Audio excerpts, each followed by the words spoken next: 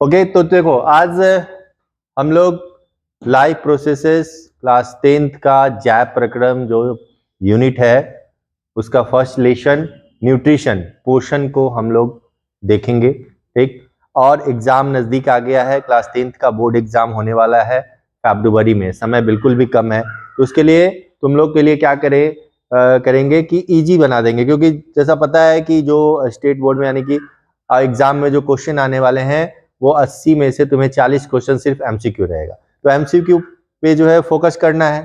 ठीक, तो एमसीक्यू पे फोकस करना है। तो आज हम लोग क्वेश्चन देखेंगे, मैक्सिमम क्वेश्चन हम लोग कौन सा देखेंगे? एमसीक्यू।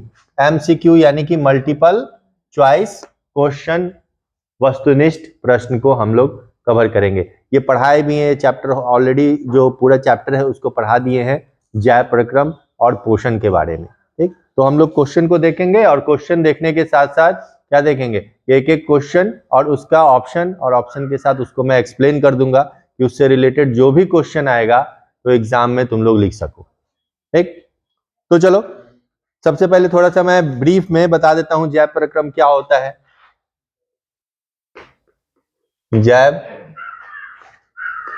प्रक्रम लाइफ प्रोसेसेस, इंग्लिश में कहते हैं इसको लाइफ प्रोसेसेस। ठीक, यानी कि ऐसा प्रक्रम हमारे शरीर में होने वाला, वो सारी प्रक्रम जिसके द्वारा हमारा शरीर चलता है उसको क्या कहेंगे? जैव प्रक्रम कहेंगे, लाइफ प्रोसेस कहेंगे, तभी तो लाइफ चलते हैं। ठीक, तो लाइफ चलाने के लिए यानी कि हम अपने शरीर को चलाने के लिए किस चीज की जरूरत पड़ती है? ऊर्जा की। और ऊर्जा कहां से मिलती है? खाना से। ठीक, भोजन से, खाना से मिलता है। तो भोजन हमें कहां से मिलता है? पेड़ पौधे से मिलता है। ठीक ना, जंतुओं से भी मिलता है।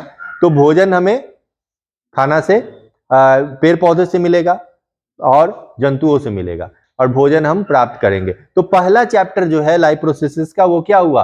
पोषण, इसलिए पोषण बना। ठीक, पहला चैप्टर पोषण बना। मैं ब्रीफ में उसके बाद ये पूरे लाइव प्रोसेसेस को, जैव प्रक्रम को मैं थोड़ा ब्रीफ में बता दे रहा हूँ। चैप्टर इसमें कौन कौन से चैप्टर पढ़ने हैं, यानी कि अब देखोगे तो भोजन, सबसे पहले भोजन हम लोग खाना खाएं। खाना खाने के बाद उसका क्या होता है? पाचन होता है। ठीक, पाचन होता है। पाचन होता है, पाचन होने के बाद जो ग्लूकोज बनता है वो शरीर की विभिन्न कोशिकाओं में जाकर के वो क्या हो जाता है?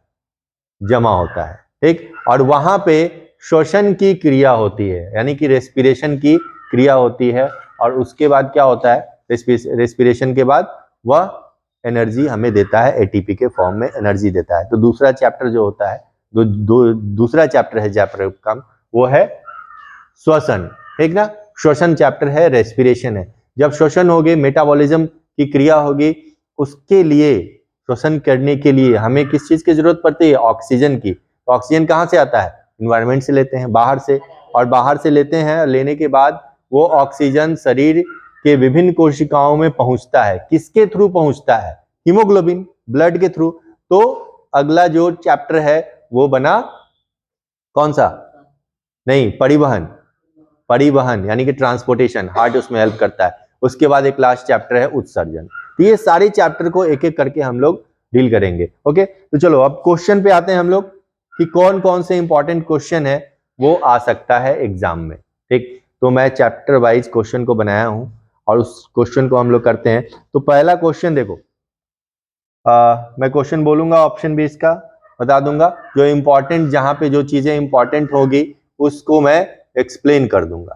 ठीक ना, ये समझ में आया। तो पहला जो क्वेश्चन है, जो फर्स्ट क्वेश्चन है, वो क्वेश्चन है ये। पहले क्वेश्चन में क्या कह रहा है कि अति सूक्ष्म स्केल पर होने वाली गतियां कहलाती हैं। अगर पूछा जाए, क्वेश्चन में आता है कि अति सूक्ष्म स्केल पे होने वाली गतियां कहलाती है, तो सबसे पहले क्वेश्चन समझ में आना चाहिए। ठीक, अब इसके ऑप्शन है कि दोलनी गति, आणविक गति, सी में है ए और बी दिया अगर रहे, या इनमें से कोई नहीं। ठीक, इनमें से कोई नहीं। ये सारे क्वेश्चन को मैं ऑलरेडी लिंक दे दूंगा, जहां पे तुम लोग अपलोड कर लोगे पीडीएफ फॉर्मेट में, टेलीग्राम में ये रहेगा, लिंक में रहेगा। ओके, तो अगर पहला ऑप्शन रहे कि दोलनी गति, आणविक गति, तो सबसे पहले ये क्वेश्चन को समझना है कि अति सूक्ष्म स्केल पे होने वाली गतियां जो हैं वो क्या कहलाती हैं। तो गति, गति यानी कि एस मूवमेंट है ना, मूवमेंट से यहां रिलेटेड है। तो अति सूक्ष्म स्केल पे, यानी कि हमारे नाखून बढ़ जाते हैं, तुम रात भर 24 घंटा 48 घंटे तक तुम नाखून को देखते रहो, क्या तुम उसको बढ़ते हुए देख पाओगे? नहीं देख पाओगे। क्यों? किस लेवल पे है? अति सूक्ष्म लेवल पे है, अति सूक्ष्म लेवल पे है ना। तो अति सूक्ष्म लेवल पे कौन सा होगा? इसमें से ऑप्शन क्या होगा? आणविक गति। समझ में आया? आणविक गति यानी कि मॉलिक्यूलर लेवल पे, यानी कि एटॉमिक लेवल पे अगर होगा, एटॉमिक लेवल पे अगर गति होती है तो हम नहीं देख सकते। ठीक, तो नाखून का बढ़ना, बाल का बढ़ना, फूल है, कली से फूल बनना, ये सभी आणविक गति है। तो ये गति अति सूक्ष्म स्केल पे होती है और इससे पता चलता है कि लाइफ यानी कि जो लिविंग है, जिसमें लाइफ है, उसमें अति सूक्ष्म स्केल पे होने वाली गतियां जो हैं वो आणविक गति होती है। ये क्वेश्चन काफी इंपॉर्टेंट है और ये क्वेश्चन आएगा एग्जाम में। ठीक, ये सारे क्वेश्चन एग्जाम में आएंगे, पूछे जाएंगे क्वेश्चन। तो ये समझ में आ गया पहला क्वेश्चन। दूसरा क्वेश्चन है, वे सभी प्रक्रम जो सम्मिलित रूप से अनुरक्षण का कार्य करते हैं क्या कहलाते हैं? ऑप्शन है पोषण, श्वसन, जैव प्रक्रम, संरक्षण। जैव प्रक्रम, ठीक, जैव प्रक्रम अभी मैंने बताया कि हमारे शरीर में वे सभी प्रक्रम जो सम्मिलित रूप से अनुरक्षण, अनुरक्षण का मतलब क्या होता है? मेंटेनेंस। अनुरक्षण का मतलब मेंटेनेंस, यानी कि हमारा शरीर जिससे चले। अभी मैं बता रहा था, तो पोषण उसमें से एक है, लेकिन सभी को मिलाकर के एक साथ क्या कहते हैं? जैव प्रक्रम कहा जाता है। क्लियर? ये आसान क्वेश्चन है, ऐसा क्वेश्चन आएगा एकदम लगा लोगे टिक लगाओ, सेम क्वेश्चन आएगा तो सेम क्वेश्चन आएगा, ठीक ना। तीसरा क्वेश्चन पे चलते हैं। शरीर के बाहर से ऑक्सीजन को ग्रहण करना तथा कोशिकीय आवश्यकता के अनुसार खाद्य स्रोत के विघटन में उसका प्रयोग कहलाता है। एकदम जो तुम्हारी बुक है उसमें, बुक से मैंने क्वेश्चन बनाया है कि सबसे पहले देखो दिक्कत क्या होती है, मैं बता दूं कि जब बोर्ड एग्जाम में क्वेश्चन आएगा, बोर्ड एग्जाम में जब क्वेश्चन आएगा ना, तो क्वेश्चन में यही सब वर्ड लिखे हुए आएंगे जो मैं क्वेश्चन में पढ़ रहा हूं ना, जो तुम्हारे एनसीईआरटी बुक में दिया हुआ है, उसी से वही वर्ड हिंदी में भी और इंग्लिश में भी वैसे ही क्वेश्चन आएंगे। ठीक, तो तुम्हें वर्ड पे पकड़ होनी चाहिए, तभी क्वेश्चन बना पाओगे। अब जैसे ये क्वेश्चन है कि शरीर के बाहर से ऑक्सीजन को ग्रहण करना, ऑक्सीजन कहाँ है? शरीर के बाहर ही है ना, वातावरण में है। तो ऑक्सीजन को ग्रहण करना यानी कि लेना, तथा कोशिकीय आवश्यकता के अनुसार, हमारे कोशिकीय आवश्यकता यानी कि कोशिका के अंदर इसकी कहाँ कहाँ आवश्यकता है, कितनी आवश्यकता है, उसके अनुसार खाद्य स्रोत के विघटन में। अब देखो एक वर्ड है, ओके, एक वर्ड है खाद्य स्रोत के विघटन में, खाद्य स्रोत के विघटन। तो विघटन का मतलब क्या होता है? खाद्य स्रोत के विघटन में, विघटन का मतलब क्या होता है? विघटन का मतलब कोई बताएगा? विघटन का मतलब? नहीं, विघटन का मतलब होता है उसका टूटना, डिकम्पोज होना, ठीक ना, डिकम्पोज होना, विघटन। तो खाद्य स्रोत के विघटन में यानी कि जो हम खाना खाते हैं, जो ग्लूकोज बनता है, फाइनली ग्लूकोज ही बनता है ना पच करके, तो ग्लूकोज बनता है, उस ग्लूकोज का विघटन यानी कि टूटना, टूट के तभी तो एटीपी बनेगा। तो उस विघटन में उसका प्रयोग कहलाता है, क्या कहलाएगा? अब ये क्रिया क्या कहलाएगी? ऑक्सीजन लिए, ऐसे समझो कि ऑक्सीजन लिए हम, ऑक्सीजन गया कोशिका के अंदर गया, पाचन से ऑलरेडी ग्लूकोज कोशिका में पहुंच गया है, यानी कि ये कोशिका है, देखो ये कोशिका है, ऐसे समझो इसको, ये कोशिका, ये कोशिका में ऑक्सीजन आया बाहर से O2, ठीक ना, और यहां से क्या है? ग्लूकोज C6H12O6 है, ओके, C6H12O6 है यहाँ पे ऑलरेडी, ठीक ना। और इसमें इसका जब जुड़ा तो विघटन हुआ, विघटन हुआ ना, ओके, विघटन हुआ, C6H12O6 यहाँ टूटा, विघटन हुआ। तो ये अभिक्रिया, ये अभी प्रक्रिया क्या कहलाती है? श्वसन। क्या कहलाएगी? श्वसन कहलाएगी। श्वसन में ही ना एटीपी बनता है। तो इसमें ऑप्शन जो है देखो, ऑप्शन में है पोषण, उत्सर्जन, जनन, श्वसन। तो चौथा नंबर जो ऑप्शन होगा वो श्वसन कहलाएगा। समझ में आ गया? ठीक, नेक्स्ट क्वेश्चन करते हैं हम लोग। तो नेक्स्ट क्वेश्चन में देखेंगे एक कोशिकीय जीवों में, ठीक ना, गौर से सुनना, एक कोशिकीय जीवों में गैसों का आदान प्रदान निम्नलिखित में से किसके द्वारा होता है? एक कोशिकीय जीवों में, पहले क्वेश्चन को समझो, एक कोशिकीय जीवों में गैसों का आदान प्रदान, तो किसी भी जीव में जो गैसों का आदान प्रदान होगा, जो गैसें होंगे वो मुख्यतः दो ही गैसों का आदान प्रदान होगा ना, ऑक्सीजन और कार्बन डाइऑक्साइड। ओके, यही दो गैस का एक्सचेंज होगा। ठीक, तो किसके द्वारा होता है? ऑप्शन है परासरण, विसरण, श्वसन और पोषण। परासरण, विसरण, श्वसन और पोषण। विसरण, विसरण के द्वारा, क्योंकि ऑक्सीजन और कार्बन डाइऑक्साइड गैस है, और विसरण वैसी प्रक्रिया है, विसरण वैसा प्रोसेस है जिसमें उच्च जहां पे ऑक्सीजन होगा या कार्बन डाइऑक्साइड होगा, उच्च सांद्रता वाले, ठीक ना, जो ये माध्यम है, वहां से निम्न सांद्रता वाले माध्यम की ओर उसका फ्लो होता है। जैसे गैस में, जैसे कि मैंने एक्टिविटी में मैंने एक बार बताया था कि अगरबत्ती को अगर कोने में जला देते हैं तो उसकी सुगंध पूरे रूम में चली जाती है। विसरण, क्योंकि गैस का हवा में क्या हो गया? विसरण हो गया अगरबत्ती के सुगंध का।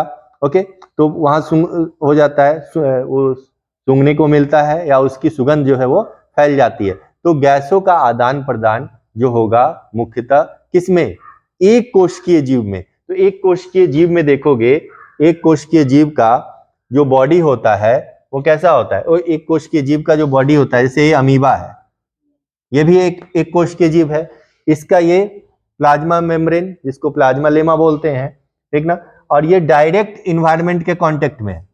तो ये पानी में अगर रहेगा, जल में रहेगा, ठीक ना, तो जल में भी क्या है? H2O है, तो यहां से ऑक्सीजन विसरित होकर के इसमें चला जाएगा। ओके, चला जाएगा। तो इसका आंसर क्या होगा? विसरण। समझ गए? चलो नेक्स्ट क्वेश्चन। अब है बहुकोशिकीय जीवों में भोजन एवं ऑक्सीजन को एक स्थान से दूसरे स्थान तक ले जाने के लिए किस तंत्र की आवश्यकता होती है? बहुकोशिकीय जीवों में भोजन एवं ऑक्सीजन को एक स्थान से दूसरे स्थान तक ले जाने के लिए किस तंत्र की आवश्यकता होती है? वहन तंत्र, परिवहन तंत्र, ए और बी कोई नहीं।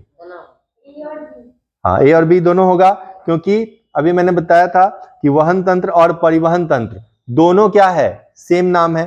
तो ए एंड बी। तभी तो जैसे कि भोजन हम खा लिए, तो भोजन खाने के बाद छोटी आंत में सबसे ज्यादा पाचन कहाँ होता है? छोटी आंत में। वहां पचने के बाद जो भोजन का जो परिवहन होता है, परिवहन तंत्र के द्वारा एक स्थान से दूसरे स्थान तक, यानी कि पूरे कोशिकाओं में, शरीर की पूरी कोशिकाओं में उसको पहुंचा दिया जाता है। किसके द्वारा? रक्त के द्वारा। और रक्त किसका पार्ट है? परिवहन तंत्र का, ठीक ना, परिवहन तंत्र का, सर्कुलेटरी सिस्टम का पार्ट होता है। सिंपल है ये क्वेश्चन। ओके, तो यहां तक क्लियर हो गया? ठीक, चलो नेक्स्ट क्वेश्चन पे चलते हैं हम लोग। जब रासायनिक अभिक्रियाओं में कार्बन स्रोत तथा ऑक्सीजन का उपयोग ऊर्जा प्राप्ति के लिए होता है, ठीक, गौर से सुनोगे क्वेश्चन को, कि जब रासायनिक अभिक्रियाओं में कार्बन स्रोत, ठीक, तथा ऑक्सीजन का उपयोग ऊर्जा प्राप्ति के लिए होता है, तब ऐसे उपोत्पाद भी बनते हैं। उपोत्पाद का मतलब होता है बाई प्रोडक्ट, ठीक, बनते हैं जो शरीर की कोशिकाओं के लिए न केवल अनुपयोगी होते हैं बल्कि हानिकारक भी हो सकते हैं। इन अपशिष्ट उपोत्पादों को शरीर के बाहर निकालना अति आवश्यक होता है। इस प्रक्रम को क्या कहते हैं? यानी कि फाइनली जब खाना बना, खाना खा लिया, ठीक, उसके बाद उसका पाचन हुआ, पाचन के बाद परिवहन हुआ, परिवहन के बाद यानी कि हमारे शरीर के अंदर कुछ हानिकारक पदार्थ भी बनेंगे, कचरा बनेगा। जैसे गाड़ी भी चलती है, फ्यूल उसमें डाला जाता है तो कचरा बनता है ना, तो कचरा साइलेंसर से बाहर निकल जाता है, ठीक, बाहर निकल जाता है। तो हमारे शरीर में, जंतुओं के शरीर में जब कचरा बनता है तो उसको बाहर निकालना जरूरी होता है। उस प्रक्रम को क्या कहेंगे? श्वसन, पोषण, प्रजनन, उत्सर्जन। सिंपल, समझ में आ रहा है इसका मतलब? उत्सर्जन कहेंगे, एक्सक्रीशन। तो नेक्स्ट क्वेश्चन पे चलते हैं। अब ये तो सिंपल था, बस मैंने क्या बोला कि क्वेश्चन समझ में आना चाहिए। क्वेश्चन जब समझ में नहीं आए तो उसको कोशिश करो कि 1 से 2 बार उसको पहले रीड कर लें, उसको पढ़ लें, ठीक ना। तो जब 1 से 2 बार जब पढ़ लेंगे तो क्वेश्चन बिल्कुल समझ में आ जाएगा, हिंदी हो या इंग्लिश में हो, उसके मीनिंग तुम्हें समझ में आना चाहिए, ठीक ना। तो नेक्स्ट क्वेश्चन है, ऊर्जा का स्रोत तथा पदार्थ जो हम खाते हैं कहलाता है। एकदम सिंपल क्वेश्चन है, क्या कहलाता है? भोजन। ठीक, यानी कि ऑप्शन बोलने से पहले ही तुम लोग बता दिए तो अच्छी बात है, ठीक ना। वैसे ही याद रहना चाहिए एकदम। तो भोजन कहलाता है, ऑप्शन में मैंने लिखा है भोजन, खाद्य पदार्थ, प्रक्रम सभी, तो भोजन इसका आंसर होगा। यानी कि ऊर्जा का स्रोत तथा पदार्थ जो हम खाते हैं उसको भोजन कहते हैं। एकदम सेम लाइन लिखा हुआ है और वही लाइन मैंने देखा लिखा है इसमें क्वेश्चन में, और ऐसा ही क्वेश्चन तुम